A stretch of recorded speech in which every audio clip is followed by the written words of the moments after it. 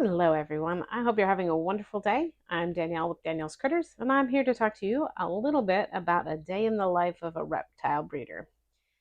So, my job consists of all sorts of things. I do animal care, which includes the gross part and the fun part, which is feeding them.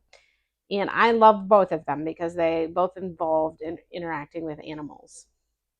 I really do enjoy spending most of my day playing with animals.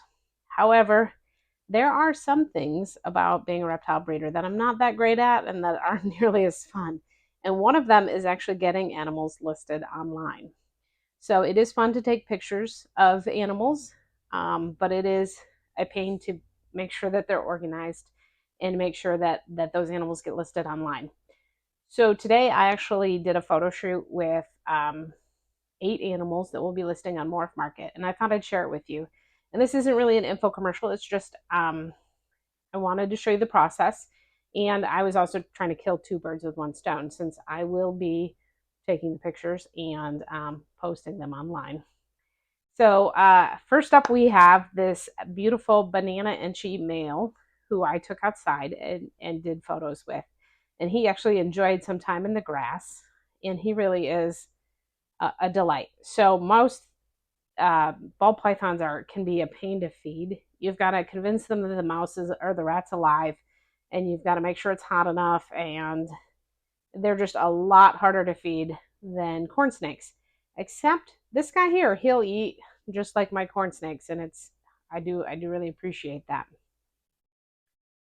So then we have an Enchi female who also really enjoyed her time in the sun and was periscoping and going exploring. It was really adorable.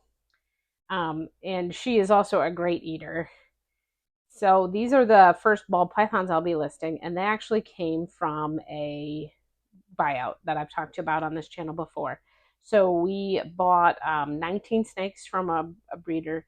One of them was definitely a medical case, and we knew that when we got him. Um, there were also 3 others that had medical issues that I've had to take care of, and part of that group was also his clutch. So this clutch hatched last August, and there are 4 babies. 3 of them are banana males of various types, and then this beautiful Enchi female. And I'm really excited to share them with the public now. That I'm confident that they're healthy and they're ready to go, and they really are great eaters. So part of the process involves taking the pictures, and you can see that here is a light striped gargoyle gecko. And to be fair, the light striped gargoyle geckos do not get nearly the credit they deserve. They really are beautiful animals, but they're not the bright reds and oranges, so they don't get as much attention. This little one looks like it's a girl, and that's pretty exciting.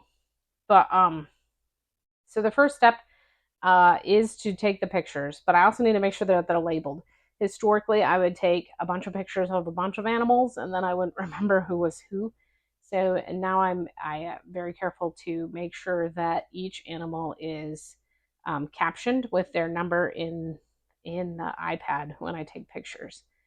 During the pictures, I also weigh them and gather their other information and then check to see if I can tell what gender it is. If it's really, really little, then it's really hard to tell. Like today, I did this little tiny crested gecko you'll see at the end who was just 6 grams. And I'm not sure if it's a boy or a girl at all. I'm also not really good at guaranteeing it. I've heard way too many stories about people who get a gecko from a breeder who said it's a boy or a girl, and then they're disappointed when they find out it's not a boy or a girl. It really is hard to tell for sure on gargoyle geckos under 20 grams, and it's hard to tell on crested geckos under about 12 to 15 grams. And so I don't usually guarantee until I'm really positive. Um, the other thing that I just refuse to do is I don't do photo editing. So I do put them in the light box or take them outside, but I don't color adjust and I don't brighten or enhance or any of those things. And a lot of people will say, well, you can do that as long as you're making it look like the gecko looks in real life. But as someone who bought a red striped gargoyle gecko and was really disappointed, I am very careful to make sure that um, I don't do those types of things. I would much rather you get a gecko and be like, it's so much prettier than the pictures than the other way around. So I don't actually edit any of my photos, but I do try to take the best pictures that I can of them. Taking the pictures is actually the fun part because you get to interact with the animals. Sometimes it can be difficult to get an animal to cooperate with you and be where you want them to be and take their picture that way. But it's still way more fun than taking the pictures and the pile of information that I have and going to the computer and entering it into Morph Market. It's not that it's difficult, it's just that it's way more boring and even a little bit more time consuming than I would have thought. But it is important to help sell geckos and snakes if you put them up online so people know that they're available. We this and I've done this setup so that most of it's B-roll because once again I'm having microphone problems and I did not get the sound on all of these videos that I recorded, so we are setting it up different, and I hope that you guys enjoy looking at all of the beautiful animals while I ramble on about the process of getting them listed online. We actually have about 20 more animals that are ready to go that need to be photographed, and my husband is hopefully going to help me with that in the next few weeks to get these animals up. I'm thinking the next A Day in the Life or an update from Danielle's Critters, we'll actually be showing off some of our holdbacks. We have some incredible animals that I'm really excited about. And to wrap up this video, I did want to share with you how Pin and Flop's baby was looking. So I showed this hatchling as a brand new hatchling because I was really excited about my pink boy Pin's first baby. And it hatched out at the end of January, and it is eating super well and is really a chunky little cutie. It is looking fairly yellow at this point, and I'm hoping that over time it gets more pinks. We'll actually be holding this one back for quite a while. When we bought Pin, he was sold as a black and white, and it fit his, like, that was the description of what he was for the longest time. And he was probably about 6 to 8 months when he started developing the pink color.